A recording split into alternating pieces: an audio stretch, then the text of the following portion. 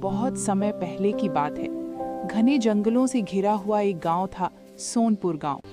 दिन में ये गांव बिल्कुल सामान्य लगता था, लेकिन रात होते ही यहाँ की हवाओं में अजीब सी सरसराहट भर जाती थी। गांव के पास ही जंगल के अंदर एक पुरानी खंडहर हवेली थी, जिसे लोग सालों से देखने तक से डरते थे। कहा जाता था कि उस हवेली में एक भयानक भूत रहता है। उस भूत का नाम था कालवीर भूत। कालवीर भूत कोई आम भूत नहीं था, वो बहुत पुराना था और इस गांव में तब से था जब यहाँ गिने चुने घर ही बसे थे। कालवीर भूत ज्यादातर समय गहरी नींद में रहता। महीनों तक वो हवेली से बाहर नहीं निकलता, लेकिन जब वो जागता तो पूरा जंगल उसकी मौजूदगी से कांप उठता। एक दिन लगभग 3 हफ्तों बाद कालवीर भूत की नींद खुली। आज तो नींद कुछ ज्यादा ही अच्छी हो गई, वो बड़बड़ाया। चलो जरा गांव का हाल देख लेते हैं। कालवीर भूत धीरे धीरे हवेली से बाहर निकला और गांव की तरफ बढ़ा, लेकिन गांव में पहुंचते ही वो रुक गया। चारों तरफ अजीब सा सन्नाटा था। न किसी घर से आवाज, न कुत्तों के भौंकने की आवाज, न किसी इंसान की परछाई। ये क्या? कालवीर ने सोचा। इतना सन्नाटा? ऐसा तो पहले कभी नहीं हुआ। तभी उसकी नजर एक पुराने बरगद के पेड़ पर पड़ी। पेड़ की डाल पर कोई बैठा हुआ था। वो कोई इंसान नहीं था, वो एक भूत था। मॉडर्न कपड़े, चेहरे पर चालाक मुस्कान और आंखों में घमंड।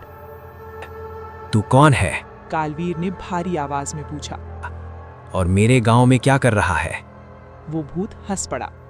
मेरा नाम शीरा भूत है, उसने कहा। मैं शहर से आया हूँ। शहर? कालवीर का गुस्सा बढ़ गया। ये मेरा इलाका है, बिना पूछे यहाँ आने की हिम्मत कैसे हुई? शीरा ने बेपरवाही से जवाब दिया। अरे आराम करो, मैं बस यहाँ घूमने आया हूँ। घूमने? कालवीर गुर्रारा। तुरंत यहाँ से निकल जाओ। शीरा हंसा। इतनी जल्दी भगा रहे हो? मैं तो कई दिनों से यही हूँ। दोनों के बीच तनाव बढ़ने लगा।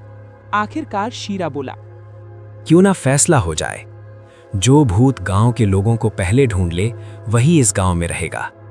कालवीर कुछ पल सोचता रहा, फिर बोला, ठीक है, मंजूर है। दोनों भूत अलग अलग दिशाओं में चले गए, लेकिन उन्हें नहीं पता था कि कोई उनकी बातें सुन चुका था। गांव का एक लड़का आरव, वो पेड़ के पीछे छुपा हुआ था। उसका पूरा शरीर कांप रहा था। अगर ये दोनों भूत आपस में भिड़ें तो गांव का बचना मुश्किल है, आरव ने सोचा। वो तुरंत अपने दोस्तों मोहन और दीपक के पास गया। तीनों ने सारी बात सुनी और डर गए। तो अब क्या करेंगे? आरव ने गहरी सांस ली। हमें चाल चलनी होगी। तीनों ने मिलकर एक खतरनाक लेकिन समझदारी भरा प्लान बनाया। अगली सुबह सूरज निकलने से पहले ही तीनों गांव में घूमने लगे। उन्होंने हर घर को अंदर से सुरक्षित कर दिया और सबको समझा दिया कि कोई बाहर ना निकले। गांव वाले गुस्सा भी हुए, लेकिन डर भी गए। आरव बोला, हम आपकी जान बचा रहे हैं। उधर शीरा भूत गांव में घूमता रहा, लेकिन उसे कोई इंसान नजर नहीं आया। अजीब है, उसने चालाकी से कालवीर के पास जाकर कहा, मैंने सबको ढूंढ कर खा लिया। ये सुनकर कालवीर भूत का दिल बैठ गया। अगर गांव में कोई नहीं है तो मैं यहाँ क्यों रहूं? सोचकर वो जंगल की तरफ चला गया। शीरा खुश हो गया। काम हो गया, वो हंसा। लेकिन जैसे ही वो गांव में वापस लौटा, कुछ अजीब हुआ। अचानक हर घर का दरवाजा खुल गया। लोग बाहर आ गए। सबके हाथ में गंगा जल थे। इतने लोगों को देखकर शीरा घबरा गया। ये क्या? वो चिल्लाया।